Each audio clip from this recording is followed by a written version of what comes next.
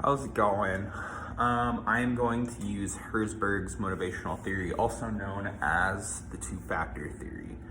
It's called the two-factor theory because it's comprised of two factors that weigh effects on employee motivation, and they are hygiene factors and then motivators.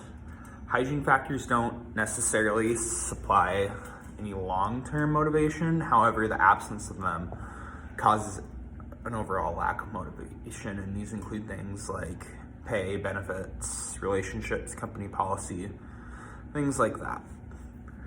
On the flip side, we have motivators. As we know, those do supply long-term motivation and include things like recognition, advancement, growth, the work itself, if that's interesting or not. I kind of chose this because this is how I work. So keeping this information in mind, how would I keep my staff motivated as time moved forward from that kind of exciting start period? This obviously is going to entail the motivators, not so much the hygiene factors. Number one would be feedback.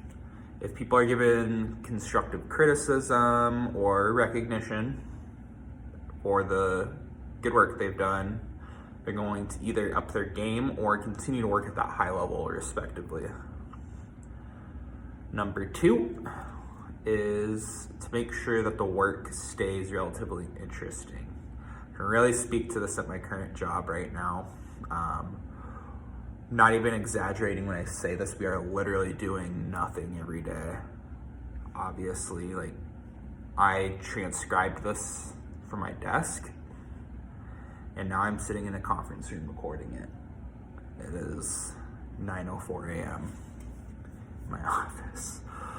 We ran out of work to do about a month ago, and at this point, the managers are like, just do whatever you want as long as it's not disruptive. Like, you walk around and people are reading books and things, and there's obviously been a fair amount of people that have left their positions too.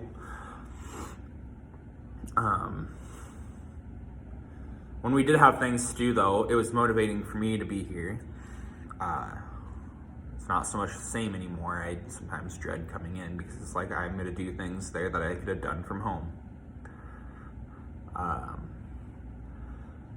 When we were doing our work though, it was really fun to research people's complaints and see all the wacky things that people did to compromise their bank accounts and see if we could even fix those things.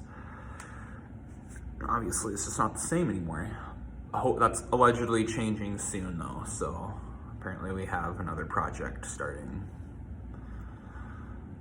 I don't know.